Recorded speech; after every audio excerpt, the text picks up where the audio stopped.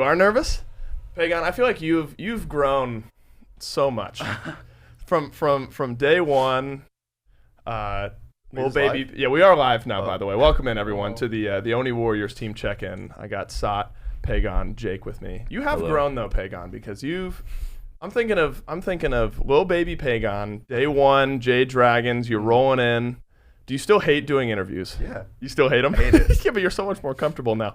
Surely you've gotten used to it. No. A little bit at this point. Even Even this type of setting, chilling with the boys. Yeah, I gotta hide behind him, like, I'm nervous.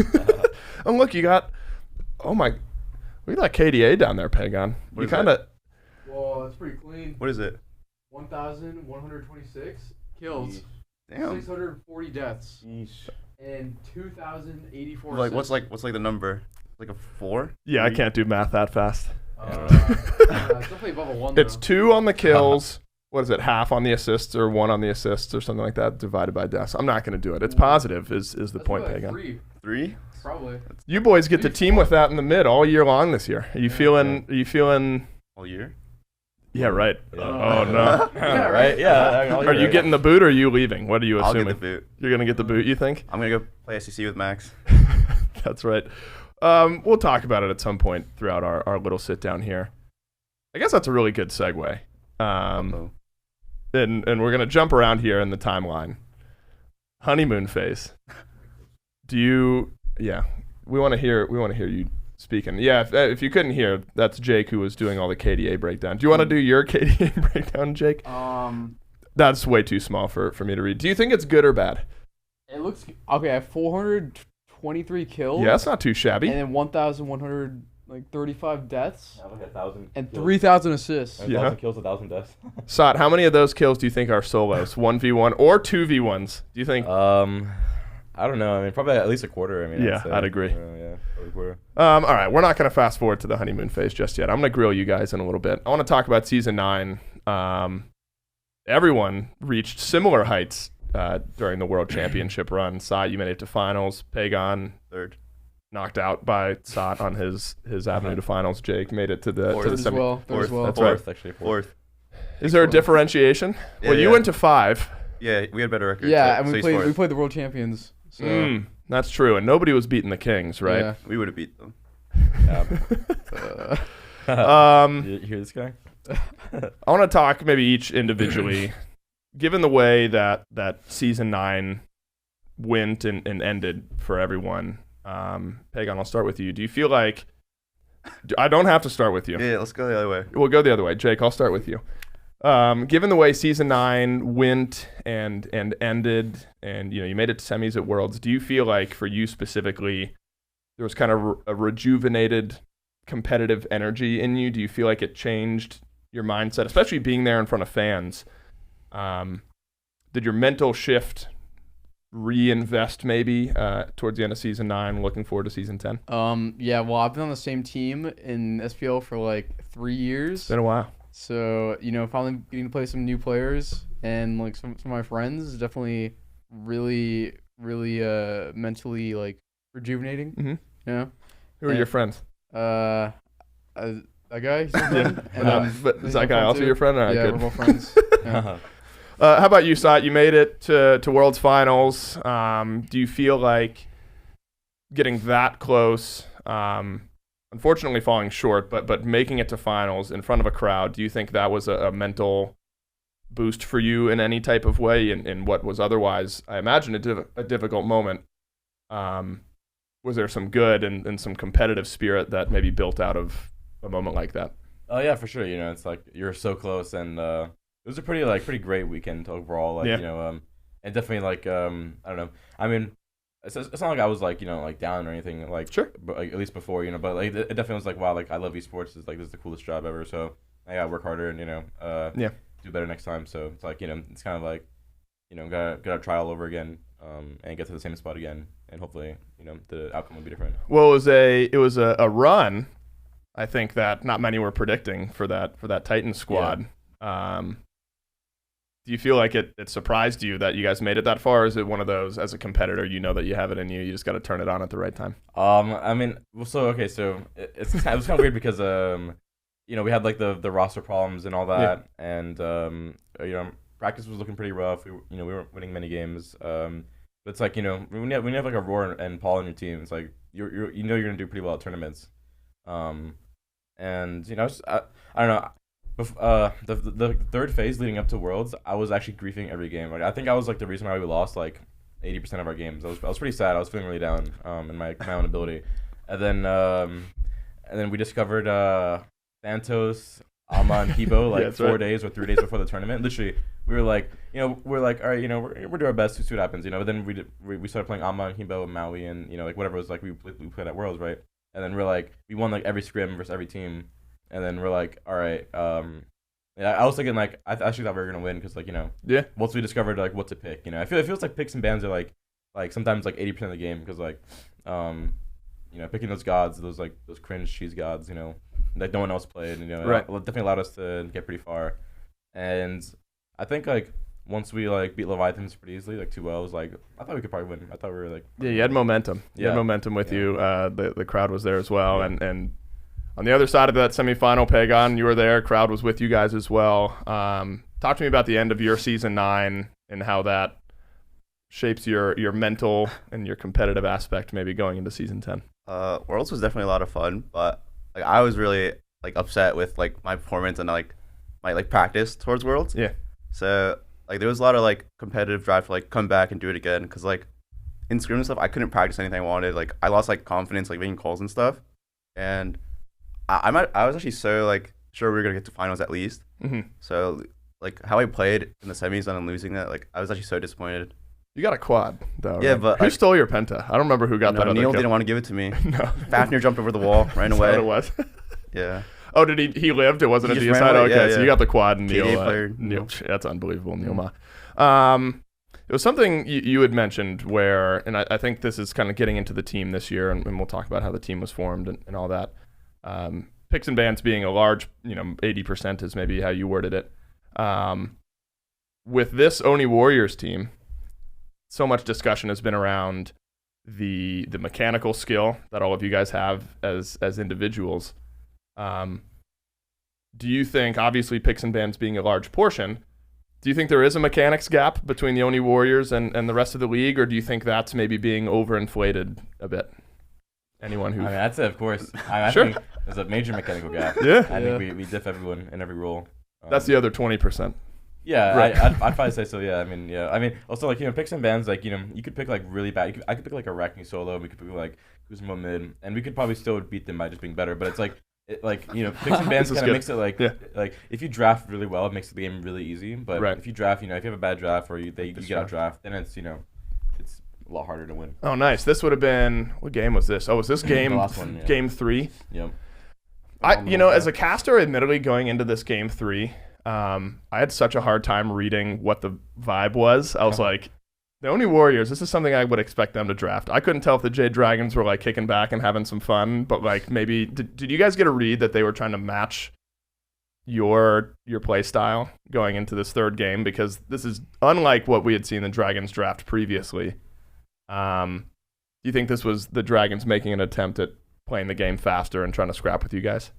Yeah, I kind of thought when I picked like Bog, I thought like they're gonna try and play our game or try and scrap a little bit. They were swapping maybe, like, through so many solo gods at the end. Yeah, they were. Yeah, it's like, Like- we weren't really sure what they were going with, and we're like, I mean, we did down 2-0, and I mean, you gotta try everything, So I mean, Right. Hey, Yeah, that was that game had like 70 kills in 30 minutes or something like that. Yeah. Which is sort of the brand maybe of the Oni Warriors in the early onset of this year. I wanna talk a bit about how this team came to be, though, because I think what we've seen in the SPL in past is that kind of every other year we'll have these big sweeping roster apocalypse types moves. Teams will probably give a couple years to a roster to try to find success, maybe make some individual changes. But this was what felt like the first time in a couple years that we had these kind of big shifts and changes. How did this team all find their way to one another? Was this a late kind of conglomeration of players? Was this a team that you guys knew you wanted to form as bits and pieces, and you all found your way to one another? What was the process like building out this team? I guess I'll share like my side Sure. first. Like I was just like poking around. Like I was like I was wanting to play with the Titans again.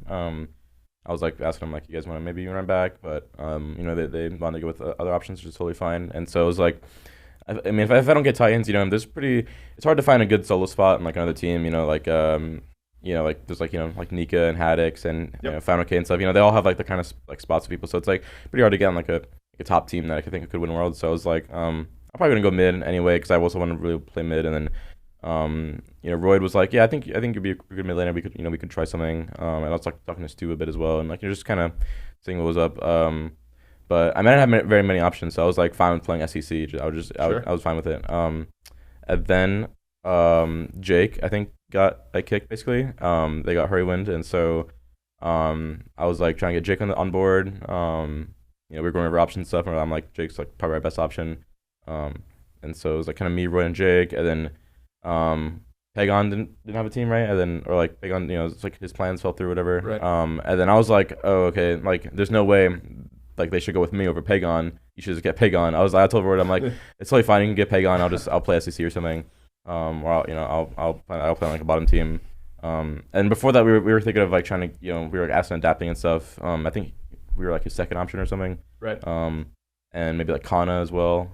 Or like, you know, we're talking to a few like, you know, like Aqua or Scary D or Sure. Ducky and stuff. You're trying to see what's up, but it's like Royd was like the team wasn't too confident in like like having like, you know, kind of like SEC, like, you know, like Kana or something, like solo laner, and like having me mid. It'd be way better if we have Pagon and then me solo. And so I was like, all right, I'll go solo lane for one last year. And then Troy was like, too bad, right? then Troy was like, all right, we'll win Worlds this year, and There you then go. for you solo lane, and then next year we'll win Worlds with you mid. And Yeah, so it's I was smart. like, You're going to sure. follow the Yark path. Yeah. You're going to roll swap and win a Yeah. bunch of world championships. Jake, if you will, you can be as spicy or non-spicy as you want. What was your off-season like, and how did you find your way into this team? I mean, after Worlds, after we lost, the team was like, they're probably gonna like not stay together and just like go out in the after party and like, you know, see what's like going on. Do business deals happen at the after party? Is the after party? Yeah, sometimes A little bit. Yeah, it's not like official. People are like, "Hey, man, we should totally play," or you know, Yeah, right. like you know, they You get a couple kinda drinks in you, and you're like Yeah. feeling buddy. People Sure. are like, Yeah. "This guy sucks," you know. That's right. But yeah, so once we came home, yeah, like no one was really talking to me on the team, and when that happens, that's a really bad sign. Yeah, right. Like, as roster Falcons, what's going on? What are you Did you doing? still live together at this time? Did you still have like leases Yeah, and but stuff? like it was just really like quiet, you know. Like Sure. when I go like, yeah, the house was very, very silent. But I mean, we had a couple talks and stuff. But yeah, like I remember like going downstairs and like I was like asking if we like wanted to stay together, and I think Last like was talking to other teams, and yeah, Ven didn't really he did not want to. I don't think he wanted a team again. Sure. So yeah. So you were left out into the wild and searched around. Yeah, and that's when I went to found the Oni Warriors refugee camp. Well, it apparently has worked. Did you have a mindset? Because you know you have a pretty unique support play style. You love to play aggressive. Did you know that you wanted to be and find your way onto a team that also had that type of mindset, or were you looking for just a squad that you feel like you meshed with personality-wise? Do you have any check boxes when it comes to joining teams? I was just looking to just like play with like different teammates because like Change it up. yeah we just like did not win a tournament for like 3 years. It's And, tough. You had some good you know- streaks though, right? I mean, yeah, we went like 12-0, 11-0 one time. Yeah. But you did not get paid for that, you know. It was that's just- right. it It's was not the big purely paycheck. clout. Right? Yeah, but So it's a time for change. it's honestly the best timeline, you know, Sure. because And look, now you're one event in. You Yeah. guys win the whole thing, and you're on the Nice. chaos side, right? You guys selected chaos side, which might be fitting. And so things have worked out, and I'll talk more about how lane and sort of stuff like that has felt different. Pagon, I'll ask the same question to you. You can be as spicy or not as you want, reveal as much or as little as you want. The off-season roster moves, things like that. What was that process like for you? So, like, I wasn't even sure if I was going to play or not. Like, there was a good chance I was going to go back to school. Okay. Like, if I didn't find a team I wanted, I was pretty sure I was going to go to school. And what school for you? What? I went to Rutgers. Gotcha. What's the major path? What are you studying? Like, physical therapy. Gotcha. And then, so, like, I wanted to stay together. But, like, one by one, they all kind of left me. Like, Scream left on the first day. That's right. So then I started messaging Twig. And, like, he was, like, he like, there was a good chance he, like, would have played with us. So, like, Mike and Alex stayed.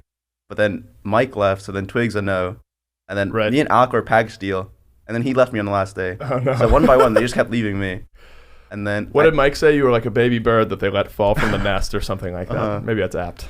And then, like, Royd and I were messaging a little bit, but I wasn't, like, too convinced. And then I heard Panny got kicked. And then, like, Royd and Panny, that's a pretty nice combo. It's a great combo. So then that's, like, got me on board. And then, like, filled in with, like, Jake and Solo.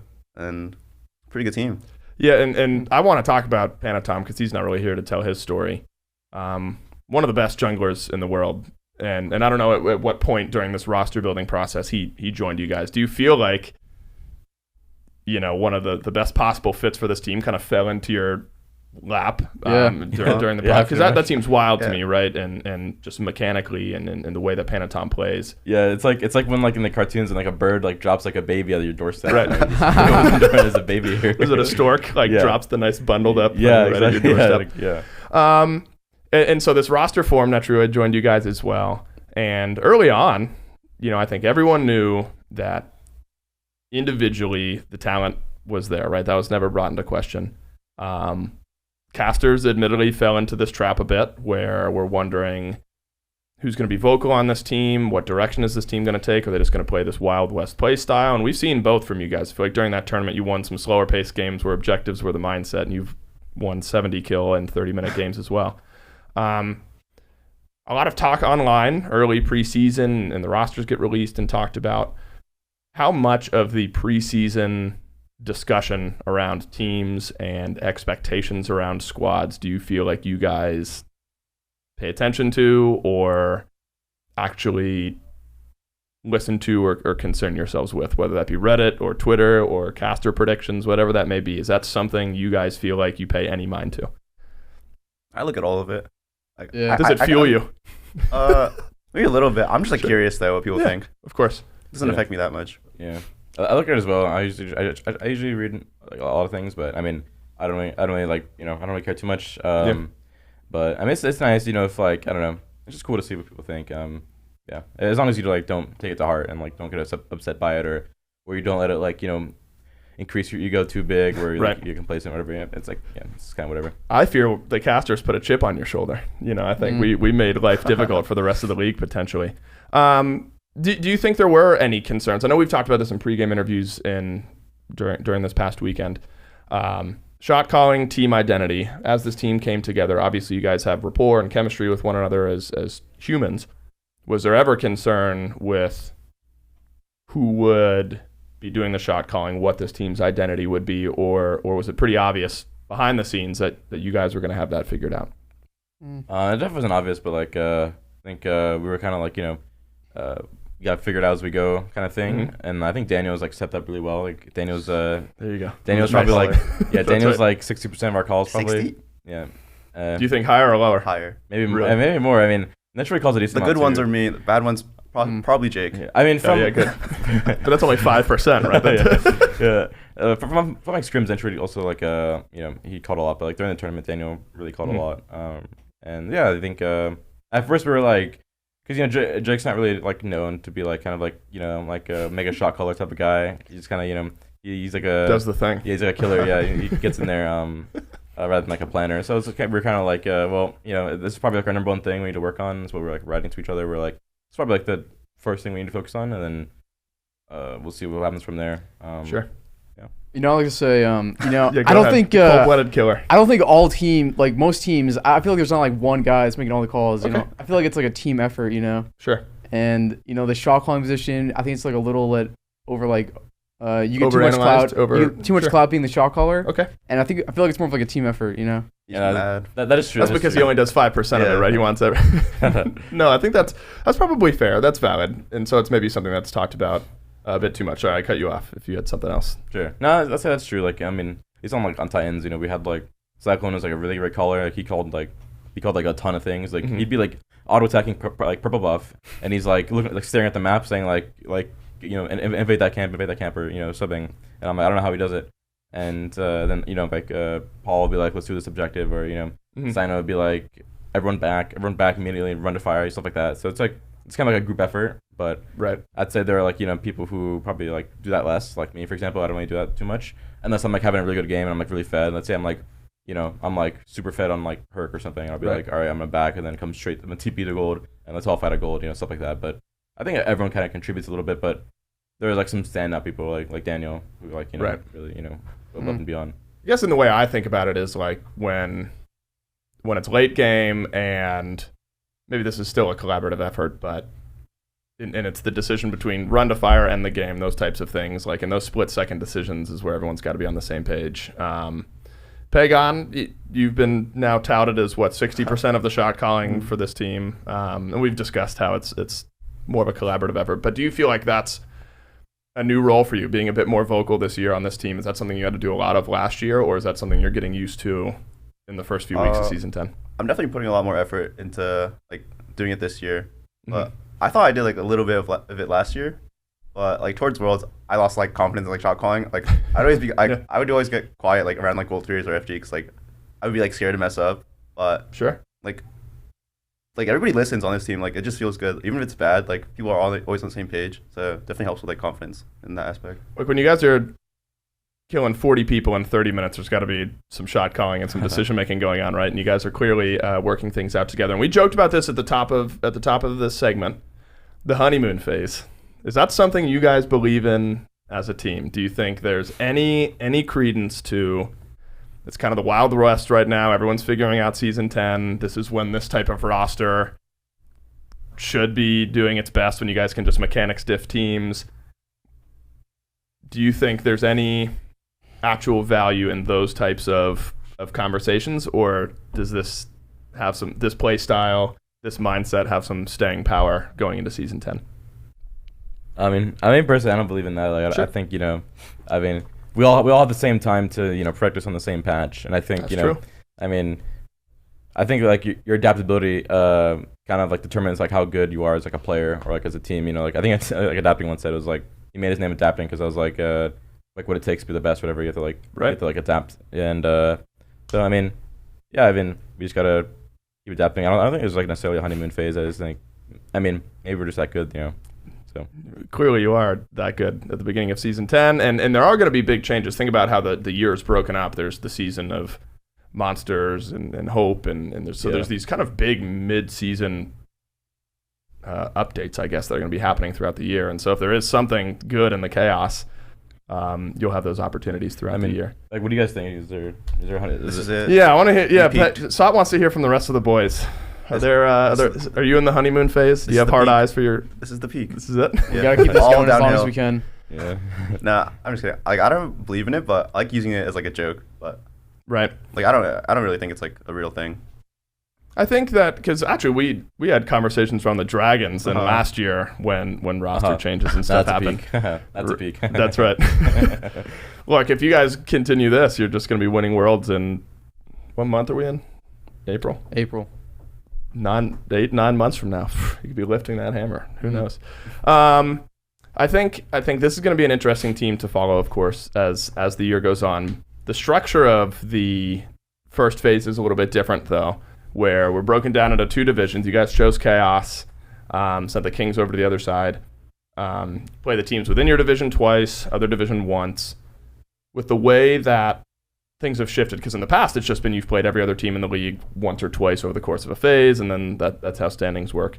Can you guys see potential rivalries forming? Do you think that this division system changes how you prep for teams, how you prep for a phase at all? The top team from each division automatically goes to Masters? Or in your mind, is it same old Smite as usual, you got to beat the best teams? You know, it's nice for there to be like a little like mix-up Because, yeah, like last year, there's just like a lot of games and, playing the same team like 3 times. It just.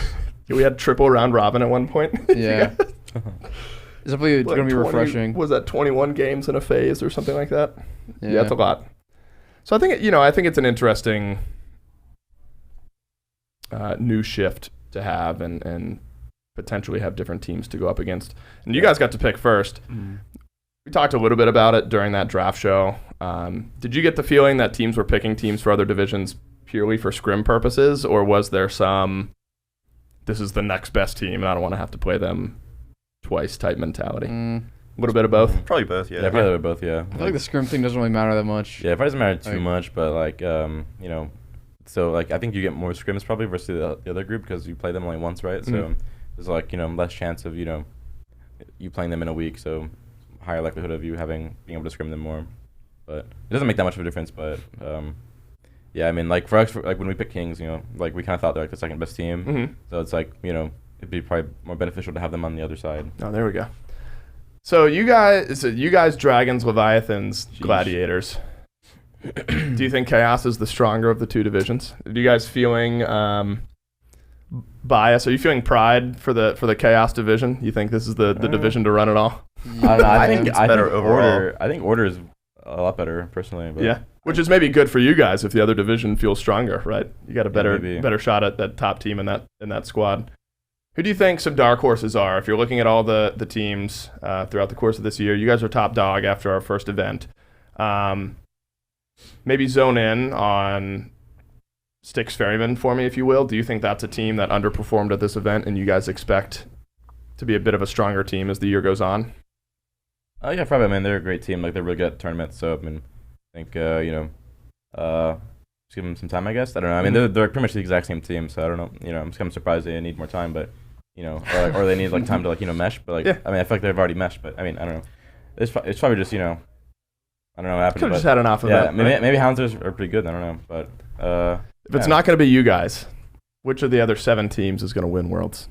Of course, you guys are going to win Worlds, right? We've already established that. Who gets second place? Yeah, who do you think would be the next up? Honestly, I don't know. It's kind of hard. I mean, you think the Kings could run it back? You think they? Yeah, probably. Because a big conversation with the Kings, and we're getting into different team talk at this point, but I'm interested for your perspective. Big conversation with the Kings is, of course, they just won Worlds. It was a dominant run from them, but it's a totally different season, a totally different meta. The's no Scorpions anymore. Genetics is lost. You can't upgrade med. You can't get Mal renewal. Like, I don't know. Genetics is actually hard countered. So do you think that's actually the meta and the way the game is played, something that could affect the Kings over the course of the year? Yeah, I mean, maybe a little bit, but I mean, you got to adapt to be the best. So I mean, I don't know. When only one team has him, and it's the Highland Ravens. No, it's the Atlantis Leviathans. Yeah, it was the Ravens, right? That's where my brain goes. It was Leviathans. I'm intrigued to see how that team does over the course of the year. I want to talk some specifics with you guys before we end up rounding out the interview. You've only had a little bit of time to play with this roster. You've obviously won your first event, and things seem to be going really well. Individually, though, Jake, in your first few weeks of scrims and games with this Oni Warriors team, played with Netrioid over in the duo lane, have you felt play style differences? Do you feel like you can play how you want to?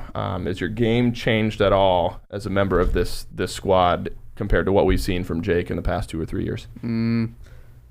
Yeah, I mean, Netroid's just been pretty solid. He's just like a really good player. Makes like aggressive plays, and he's just really good rotations. Been really impressed playing with him. Been impressed with all my teammates. Well, thank you. How about support meta right now? You like the mage utility W key meta? Yeah, I'm loving it. Like, there's no guardians, which is like really, really good. Just like Horus, Nox. When's the tier coming back out? I feel like when was that? That was big. What season 7 energy, right? That was big. Awesome, Jake tier. Time. That's what I'm saying, dude. The bolts changed them. I was there with them. Got him on the team, and I'm like, all right, this, this guy brings the magic, the Jake magic, and then suddenly a few years later, I come back and it's just gone. Do you think you're sprinkling that stardust a bit? Yeah. Now he's like, get me Mojo, get me Terra. I'm like, what's going on? All right, tier gets locked in. Who should I assume is playing it between you two? Who Who do you think gets the tier first? I mean, probably saw it, Yeah. but if I'm it's a good matchup, I would gladly take it, Yeah, I mean, he literally played it last night in ranked. Support or? Yeah, support. Yeah, nice. I picked tier, and I'm like, guys, I don't want to play tier because like there's like a bug where if you like click a god the last second, it'll like show like their skins on like your your skin selection. So I clicked Morgan the last second because I wanted to play Morgan. I'm like, Jake, can you take this? And he took it, and then I picked Morgan. So did you win? Yeah, we won. Nice. Yeah, crazy flex. Just hard diff the other team. Yep. Saad, how about you? Because for years now, we've talked about SOT, the mechanical differ over in the solo lane.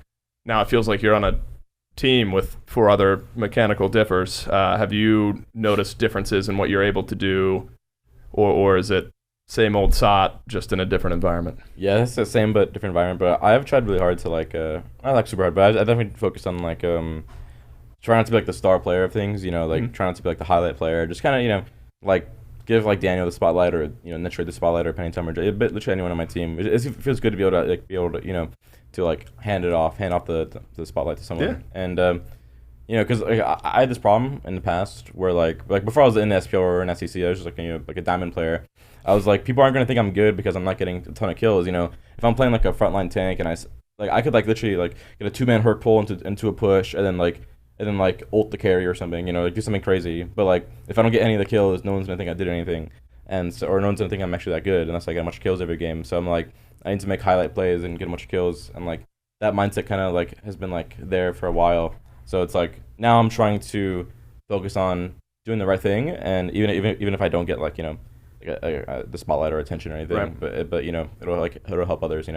Like there was like a fight one time I was playing Hades and Pegon was playing Kibo, and he soloed Twig and then ulted Genetics and then 3 Discordia over the wall. Dana made a crazy play, but I also I Hades ulted Jarkor for like 2k, and then for like a Disco for like 800. I dodged the apple, then ulted Variety as well. I didn't make a crazy play, but it's like I don't care too much about not getting It was all him. I stole a spotlight. No, I mean Dan definitely carried the fight, but it's like I don't care. In the past, I'd be like, oh, I need to KS this or something. Right. Watch out, he's coming for your. I do it as a joke. I still KS, but we always KS each other. Yeah. Dan and I are always in like a KS competition. We're always like trying to one up each other. So if one of the two of you is on a quad, I'm gonna assume the other one is gonna swoop in and. That's too far. That's too far. Teams break up over stuff like that. Pegon, how about you? I think there were times last year where the Dragons did kind of play that W key. We had like triple assassin type comp, just running at enemy squads. In the limited time that you've had with this Oni Warriors team, obviously you found success. Do you feel more freedom to play the way you want to play? Do you notice differences between early season 10 play style and what you got done in season 9? Yeah, honestly, it kind of feels like the same as like at the beginning of season 9, like my teammates let me try whatever I want, and like it kind of feels like that here again, where like I can play whatever I want, and like people will like adjust around it, and that's kind of a great feeling. Yeah. And like, what was the other question? I don't know. Do you feel like you've played very different throughout the course of season 10? Do you feel like you have to change your play style at all, or does it feel kind of comfortable in a way that you want to be? I don't know. I feel like everybody can carry the games, and like we're all like really selfless players. And like we can just play for each other, and I think someone will carry the game. Like, sure, doesn't matter who it is. All right, quick rapid fire questions before we round out this interview. Who has the most solo kills this year? Who do we think? I'd probably say Daniel. I think in SPL, how many? On your squad, who do you think gets the most? Like including 1v1 solos, including scrims, or sure, scrims can count too. Okay, you get. I mean, scrims is probably me. Do you go for it a little bit harder in scrims than you do? I always go for it. Yeah, like Variety and I we sold each other like 6 times one time, like just back to back. Just through the laning phase. Yeah. So including scrims, you might think it's you. Yeah, but in SPL, I'm not too sure. But I mean, I sold Variety twice. He sold me once. Wait, Daniel definitely has the most in SPL. That one Bolts game, he like sold 3 people. Maybe Panic. Oh, you mean like in total, or like this year? Over the course of the year, not just one game. By the end of the year, who do you think on this squad has the most solo kills? Oh, in general? Wait, Netroid is the most soloing ADC, right? That's right. That's what I'm saying. Wait, am I the most soloing mid? Yeah, probably. You gotta be. Gotta be. Yeah. I think I had like 4 or 5 this tournament. Does like laning phase only count, or what? Or like doesn't matter. Everything. Any kill where a teammate does not get although because I sold Dardes in that Evo game, and then I sold Lasbra, and I sold Dardes again. Yeah. I kind of that's what I'm saying. I kept one-shotting everyone, so it's like This is a hard question. It's a hard question. I don't know. I mean, overall, who do you think has the most opportunity? Do mids or AD carries have the most opportunity? Probably It's gotta be jungle. No way. Oh yeah, you got Jungle? Panatom too. Panatom. yeah. I don't thought you know. got Jake, the solo differ. He's gonna. It's so hard to solo people as support. I sold one person last year. That's right. Then you know what? That's Was probably it? the most that Wowie. supports did. How many times did you get soloed? I need a definitive answer. I got sold though. by Mike one time. At level You got 1. soloed by Mike at 1. Yeah. Was that like he invaded purple? No, or you I invaded purple, and, you just, and then you I just got autoed you minioned bum. on. Do you wanna know what he said to you? I think I know. Are you allowed to say it on air? No, you're not. Oh, Mike, bad boy. All right, But if I had to say an answer, I think this tournament might be me, but like maybe like in the long run probably be Tom or Solo. okay. yeah, I mean, solo lane's pretty hard to solo people sometimes, depending on the meta. Like, if there's like an RDO versus Cthulhu meta, there's no way I'm I guess soloing it anyone. depends. But if I'm playing like Hebo and stuff, I can probably, like one-shot people. Like, I one-shot Lazaro and I was like 1v3. And also So you killed him hoping with we Tara. stay in that meta then? Yeah, Is so that the SOT? yeah, I mean, press it meta? keeps going now. Probably now, or probably me. But I don't know. I'd say like Daniel or Penny Tom probably. So maybe you by the end of this year. We touched on it briefly. I guess this is not really as rapid fiery, but looking long term, got to be confidence built after an event like this, where you run through teams. Obviously, teams will grow and change over the course of the year, and you build a roster that you guys think can win. That's the point of teaming with people. If you join a squad that you think has some staying power and a team that can win. Do you see a world where, with all the ebbs and flows and the changes that we'll see throughout the course of the year in Season 10, an Oni Warriors team that can go the distance at Worlds? Do you see a world where this is a squad, you've won the first event of the year, it's going to be a long year in Season 10, from what you've seen from your team already, is the confidence there that this squad can get it done? Yeah, we're only gonna get better, right? Yeah, I mean, absolutely. Yeah, I mean, sky's the limit, and I think we're still on a, we still have a lot to improve on. Yeah, I still gotta learn Spanish. I guess Yeah. I also gotta learn Yeah, Spanish. we also gotta learn Spanish. Yeah. But, Is there a it's learning over curve once with we that learn. in the duo lane? Once you learn Spanish, you're It's over for them. Yeah. you're set. Yeah, and like I don't want to get like too too cocky or confident No, or of course anything. not. So it's like it's only like the first the SP hasn't even started. So we still have some time. But based off like scrims and stuff, I think if we were like struggling in scrims and then we just did well at the tournament, then maybe I'd be like, well, we still have a lot to work on. But it's like we did super well in scrims. I feel like, right, and we kind of beat everyone at the tournament as well. Have we lost a scrim? Yeah, I don't think we've I think the only time The first scrim is yeah, only the first scrim, yeah. Really? Our first game ever as a team, like our first scrim session was when we got farmed. But since then we beat like every single team. I think the Ferryman, we scrimmed them once and we went like 2-2. That's the only time, we didn't like dominate someone. So yeah, so if that didn't happen, then I'd say, maybe I wouldn't be too confident, but I'm pretty confident though. Sure. One word to describe this Oni Warriors team. Literally one. You get one word. If I hear an or an that counts. Domination. Domination. Jake. Jake. All right, now I want you to explain Jake. Why Jake? He's our best player. Okay, Jake, you're the best player. One True. word. You got domination. You got Jake. Poggers. Poggers. I like it. Jake, you always bring the levity to these moments. You know how to breathe some humor into a room. I'm excited to see what this team gets done this year. You proved me and the other casters wrong in that first event, and I think you did it in a really exciting way. And so this is a team that I agree. I think has some staying power in a squad that I expect big things from over the course of Season 10. Appreciate you guys sitting down with me. That was SOT, Pagon, awesome, Jake. Shout out to Advance, GG. Yeah, there it is. I don't know why my brain just totally dropped off the face of the earth there. Advance GG, thanks for them sponsoring Season 10 of the SPL. Use promo code SMITE and you get a discount on your advance orders. That's right. And you guys, I don't know if you guys, I think if you guys drank some advance, it might actually be too much for the league. If you had that energy flowing through the system, it's pure W key, and that might be curtains for the rest of the league anyway. So I appreciate you guys sitting down with me. Thanks to Advance for being with us here in Season 10 of the SMITEPro League. This has been the Oni Warriors and their team check-in. We'll see you guys on the battleground.